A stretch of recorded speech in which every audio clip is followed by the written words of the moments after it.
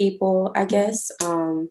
And it's always been an outlet for me to express myself. And yeah, and that goes with writing too, because my dad, he had his own home studio at the house, and I learned how to record myself there and write my own music there. So it really just, I'm glad that I had parents growing up to support what I was trying to do. That's awesome. That your dad did, take a leap of faith and allowed you to get up there. Because, that, how they be when it comes to certain things. They're like, I don't want you to get up. You say you want to do this, but I don't want you to go up here and embarrass Right. me now. And these folks like, Exactly. you really like, they're telling me your daughter did really well in the back of their mind. Never let her up there. Right. Right. So you have that. But I think that the love that I like about is when you do have parents involved who see the potential in you. They see that you're not being a procrastinator and you really, really want to do this. So kudos to your parents for, being a part of that success right now. Mm-hmm. Like, parents, mom, dad, we appreciate you. We do. We do appreciate the parents. Definitely. So when you speak about performing, like you actually perform a lot around the Houston metro area. Mm-hmm. Tell us about that. Where are some of the places that you did perform within the area? Well, when I was in high school, I performed a lot of sporting events, like high school football, different gigs like that. And then it led to like being asked to sing at graduation, and I was asked to sing at the NASA Stellar Awards, where I met astronauts, and I was in high school. I was really geeking out about that, that they had asked me to sing the national anthem at their ceremony, at their banquet. And those are, just some of the little things. Also, Susan G. Komen, Race for the Cure, it's a breast cancer foundation. And they had like 38,000 people. I was like 16 singing the national anthem there for that event. So those are just like those bigger events, but like church and like the high school performances, early like freshman year, sophomore year, high school, doing those led up to that, which led to Berklee College of Music, which, I learned so much being there, being around so many talented people. That school is really just like all the big fish in like any area, any country, and they just put them all in one area. So you have no choice but to learn from people who are better than you, people who've done it longer, people who just walk different, have different paths or walk different lives. You just learn from all these different people. And yeah, I really love that experience that I had there. Yeah, and speaking of Berklee, you actually do have your bachelor's degree in music management, business management. Mm-hmm. So would you want to take up that major at Berklee? Well, the first thing, my parents were like, we're not going to send you all the way to Berklee and you just get a degree in music when you could just do that at a state school. Mm-hmm. That was one thing. But I've always known what I wanted to do. And I've just seen and have read about so many artists that have been taken advantage of by, just people in the industry, whether that be labels, managers, what have you. And I at least wanted to know what I was talking about, or to have some kind of knowledge, know of certain resources that I didn't know before. Just so when the time does come, when I bring more people onto my team, I'm able to articulate what I want and stand up for what I want, and, just kind of know how to move. Right. I feel that a lot of people should, especially when you are an artist. I would love for a lot of them to go to school for the business side of things, because being an independent artist, like you say, is very difficult. Everything in your pocket. You don't have no handouts. Everything literally comes from you. It's your blood, sweat, and tears. Like, you really giving livers around here just to make a career off of this. And taking up a business aspect of it and utilizing it into your craft, I feel that it would help a lot of people because you have that knowledge, so that it's not like you just wake up and say, oh, I want to be an artist, but don't understand the benefits that come Right. behind it. You know, the majority of it, it's, you know, you have all the talent, but you do have to have that business side in order to make these things work. Yeah. I've always thought, music was like 90% business, 10% the actual art, which is unfortunate, but it's important to know that so that moving forward, you just know how to move and like dodge certain things that you're not trying to, dip into. Definitely, definitely. I agree. So when we talk about music itself, you actually, your style is more of a Mhm. funk style, you know, like Prince and you know your Shaka Khan's and stuff. So how do the funk sound like influence your sound? I just remember like hearing these records when I was younger and just thought like, man, okay, how can I make this type of style, but like, put myself in it. And that just can't, that's a lot of like trial and error, like, just seeing what works, seeing what doesn't work. But I do love experimenting with different sounds. I love seeing what works, seeing what doesn't work, seeing or hearing what my voice sounds good on, or that I just never even thought like I would hear myself on. I like trying those things out. So in the beginning of really establishing what I wanted my sound to be, that's what it was. Just like kind of just trying different things and seeing what works. And I feel like within the past like 3 years since I've like started putting out music, Mhm. I feel like I'm starting to, or I have established like what my sound really is. And yeah, I'm really proud of it because it takes time to do that and a lot of patience. Mm-hmm. It does. I love your background here. I see you got Yeah, Donna. I really like this. So, thank you. you know, Vigilance, they're like really, really good to have because it gives you that old school vibe before we had technology and all this stuff. Yeah, So, besides Prince and Shaka Khan, who were some other funk style singers that you did listen to? well, definitely Janet Jackson right here. It's like my favorite album of hers. Janet Jackson, Parliament Funk, a little bit more current people. I feel like Childish Gambino, The Weeknd, Janelle Monáe, Solange. I love those artists and how they've established like their own sound, and that's my plan or my goal to continue to do that. Okay, awesome. So when you speak of like these sounds, all of them are very calm like, and your music, like your voice is so like soft spoken. Hmm. It's when you're singing it's very soft spoken, but you have range. Hmm. That's amazing, you know, to have a soft spoken voice when you're singing, but then be able to, you know, hit those notes that I probably could never hit in my entire life. I feel like Because I wasn't born that way. Unless I the shower, that's about it. I feel like as far as like the records, I like to leave room for when people see me live. So Mhm. that, so I won't put all of my vocal abilities on a record, because at the live you want to see like, or you want to hear your favorite songs like amplified. So then that's where I'm just gonna like give you like more. So Mhm. that's how I've kind of been doing with my records versus my live. Okay.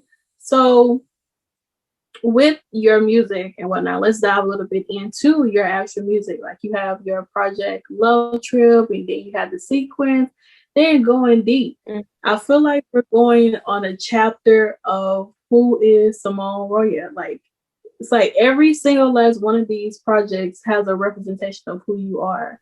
So how would you say when you were working on Lovebird and then moving over to the sequence and then now Going Deep, how would you say these three projects represent who you are for those who may not understand?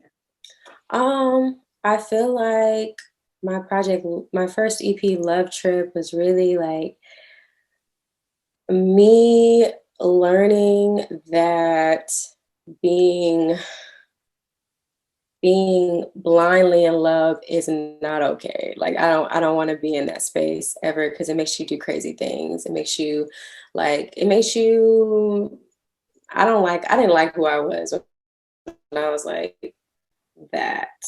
But it did come like I did have some good music that came out of those experiences, but I didn't like that that part of it, which led to the sequence, my growth, just trying to, move on from certain situations and people that, God was definitely trying to shift me from. And even though I kept trying to like go back and for whatever reason, keep, keep, fooling with these people or whatever, God definitely had a way to just like keep like, all right, just keep going. Like I'm trying to I have like something better in mind for you. Just gotta trust me. So though like that was my mentality for the first two projects.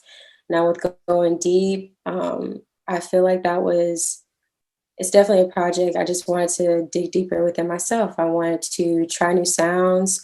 I felt like I was kind of putting myself in a box. And I feel like, the world already does that to, women, especially women, that look like us. Mhm. They already do that. So I was like, man, why am I doing it to myself? I'm like, so exhausted by doing this to myself. So let me just fuck it. Like let me just like try new things. Let me see what I sound like on this like dark sounding, eerie sounding track. Let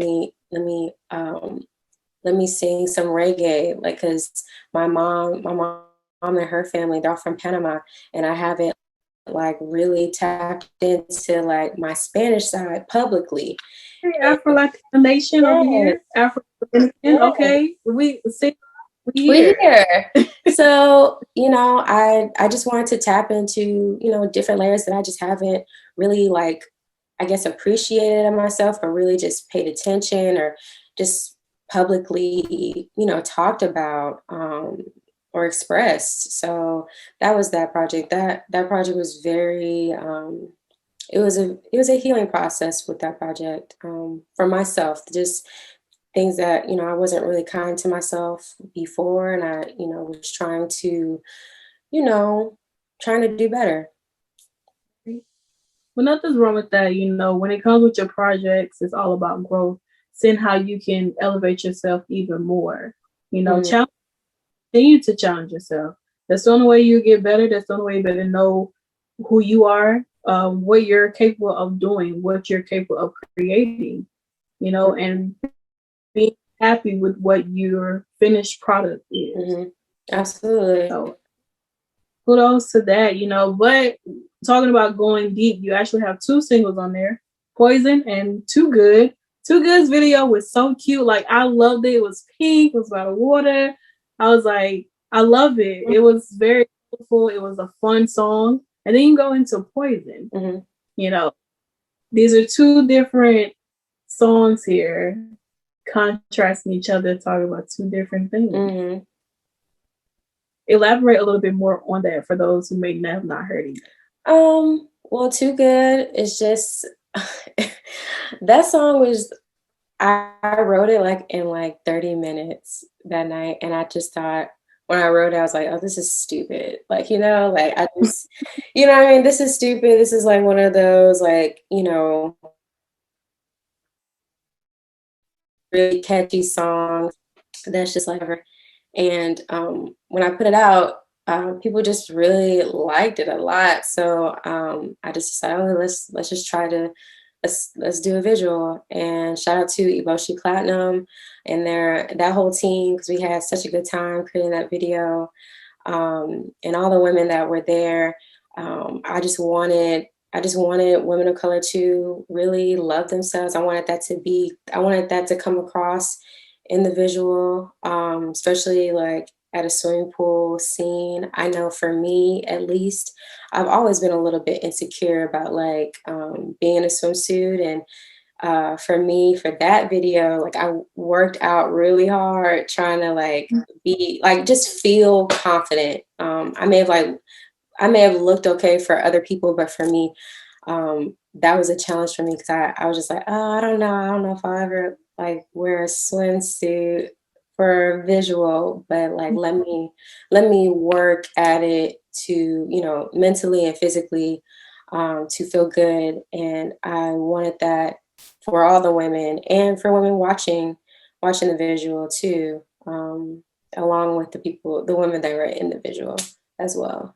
So with that, contrasting with Poison, that song, I wrote that song maybe like 2 years or yeah, 2 years before I actually put it out.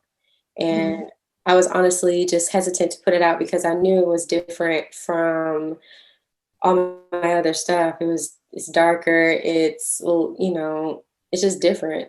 And I didn't know how people would react to it, but it seemed when I put it out, you know, people really like, you know, vibed with it. So I was like, okay, I'll do a live arrangement. Like, let's just like try to, you know, do it live in a different kind of way.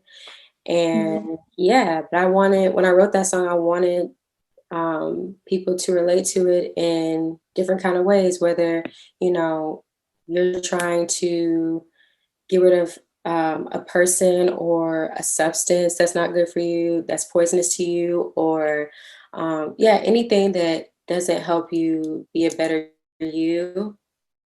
That's what I was trying to, you know, have people relate to. I love that. With Too Good, I really do love that because, you know, there are a lot of songs that, you know, that are for women. And for you to actually, you know, say that, a lot of people they don't talk about, you know, their insecurities and stuff because, you know, sometimes social media plays a part in it where you have to look a certain way. You have to, in order for you to be the next big thing or something. And what I admire about you from hearing you talk about Too Good, you know, it's the fact that you're transparent. You're everyday woman. We go through these things. Sometimes we wake up, we don't feel pretty every day. Yeah. You know, we have those moments where it's like, oh my God, this outfit did not look the way it's supposed to look in my head when you put it on. Right. So it's women, we go through these different things, but kudos to you that you actually speak about it. You know, just keeping up, you know, to please everyone, the transparency that you have. I love that. And even with Poison, you know, getting rid of all that toxicness out of your life and, you know, removing it. Maybe not thing or something, but just removing them out of your life so that you don't have to deal with it. Yeah, and I feel like I'm a better person for it. Yeah. I love that. I really do love that. So you have this mini docu-series that you're doing on YouTube called Scenes by Symone. So tell us a little about that. Like, what made you want to do this mini docu-series? And when are we going to get part 2? Because I'm waiting. You know, I'll be on YouTube. I'm like, okay. I mean, I'm looking at this. I'm like, dang, she hiking. She's giving us behind the scenes of her preparing for like live concerts or something. You're singing at the national anthem at the Houston Rocky Stadium. It's like, that's big, you know. If we speak of the national anthem, a lot of people, that song is like the hardest song to sing, and you killed it. Thank you. You really did. I feel like because of years of singing it so many times, like, but thank you.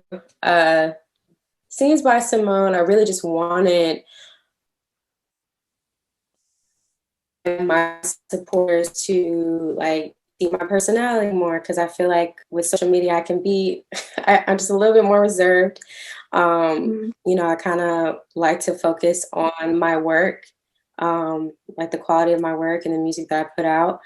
But I just wanted them to know who I am and like the crazy dork that I really am. Seeing me around my family, seeing me work with my producers in the, you know, in the writing process, And then, you know, facing my fears. I'm a, you know, huge person when it comes to like trying to, you know, just step on my fears. I have like this tattoo that says fearless.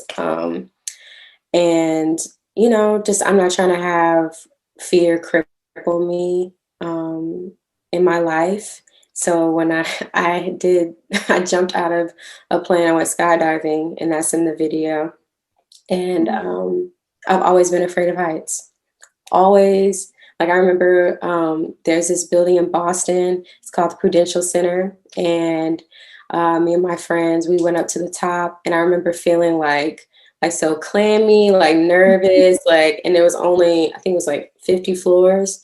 And I was just like, oh my God. So to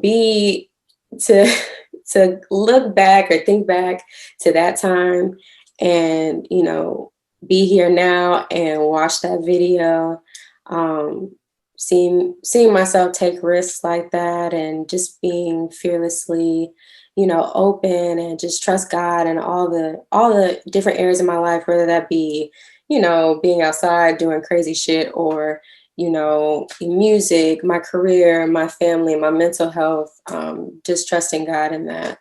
So I just wanted them to know who I am. And Scenes by Symone 2, part 2, April. So we got till April. Yeah. Well, what I will say is that you jumped out of that plane for the both of us, because I would never, never jump out of plane. Never been on a plane. I don't plan on jumping out of planes. I just feel like you did that for me. Never too. say never. Never. Maybe just now. Just not now. Right now, me plane. I tell everyone, if I have to get on a plane, you have to drive. Oh, I do too. That's what I'm saying. Like that's why a huge thing. Drill. I need to be. I need to be. So I need to wake up at the destination. I don't need no. Well, we're about to stop here and then hop on another plane. It's like, no, I need to be asleep the entire ride. We really are the same, because I do hate flying. So that was another thing that was scary for me. Because when I usually fly, I do take Benadryls. I take like 2 capsules, and it'll knock me out like a horse. And you know, my friends be like, well, you know, if the plane goes down, don't you think you'll wake up? I'm like, it's my hope that I'll still be asleep. Right. It is what it is. It is what it is. Exactly. So I didn't know nothing about it. Right. I was asleep the whole time. But I mean, I think that's great that artists do those like mini docuseries, kind of give you a glimpse into, you know, your life, because I mean they want to know, you know, especially if like a private person who don't show much on social media, they're gonna be like, okay, well, what is Symone doing now? Like, what does Symone do for fun? Like, is she a boring person? That's, you know, people make all types of things of what they want to know about who they are. It's like, kudos you for doing that, you know. So it's 2021. We made it out of 2020. Praise God, hallelujah. We into 2021, last week of Black History Month, going over into March. We made it 2 months in. We're about to go into the 3rd month. So what is something that you're getting ready to plan for March? Well, in couple days. 2 days. What is your month of March? What are you hoping the month of March? Well, I am planning to do this series since March is Women in Music Appreciation, or Women in Music Month, excuse me. I want to, you know, do covers to women who have really influenced me in my music career, and for the month of March. And I'm really looking forward to that, because I know I haven't done a lot of covers in a little minute. I took a second from doing covers. So to do this series, it's gonna make me really happy when it's finally out and people see it. I know I have a lot of my supporters like in my DMs, like, when are you gonna do another cover? What are you doing? I told you, they're looking for you. Yeah, I know. So I hope that they enjoy it as much as I have enjoyed doing it and working on it. Yeah, because I've seen some that you've done, like, it was like back in 2017. It's kind of like where you kind of started, and going up and stuff. So I think that doing those covers, that's great. You see how you sound on somebody else's song. Mhm. And it's fun. It's like karaoke. Yeah. To me, for you, it'd be Yeah. covers. Yeah, I think because I'm a songwriter too, it's always and a lot of artists go through this too. Like you're like, I don't want to sing anyone else's songs, but I do understand that that's kind of sometimes the way. Like, there have been a lot of artists that have been established or recognized for doing covers, and it's just kind of like the name of the game. Um, so like when I think about it like that, I like, okay, like let me just go ahead and do it. But like the songwriter part of me is just like, I want to sing my own songs. I want to like, yeah. So that's why I be battling all the time. Well, nothing's wrong with that. Like I said, for me, it's karaoke. For you, it's me. I'm not on key, but you. Oh my god. So before we get on out of here, but I thank you so much, Symone, for taking your time out of your day to speak to me on this wonderful Friday. It's the end of the week, going straight into the weekend. I know, right? Time is flying. I just want to say that time is flying, and I can't deal with it. I feel like I saw on Twitter, like someone said my weekends are starting to feel like 30-minute breaks. And I never ever felt like anything like that was so real to me. We started our 30-minute break right now. I'm telling you, we about to clock back in soon. Right. Hello. But yeah, I do appreciate you so much. So let everyone know where they can, keep up with you and find your music and keep up with stay tuned for part 2 of your docuseries. For sure. Well, you guys can find me at Symone Royale everywhere. I made it easy for everyone, like Symone Royale. There's no like different names on different platforms, but that's on YouTube, Instagram, Twitter, TikTok, everywhere. Spotify, go stream my music, go stream Goin Deep. And Scenes by Symone Part 2 will be out in April, so stay tuned.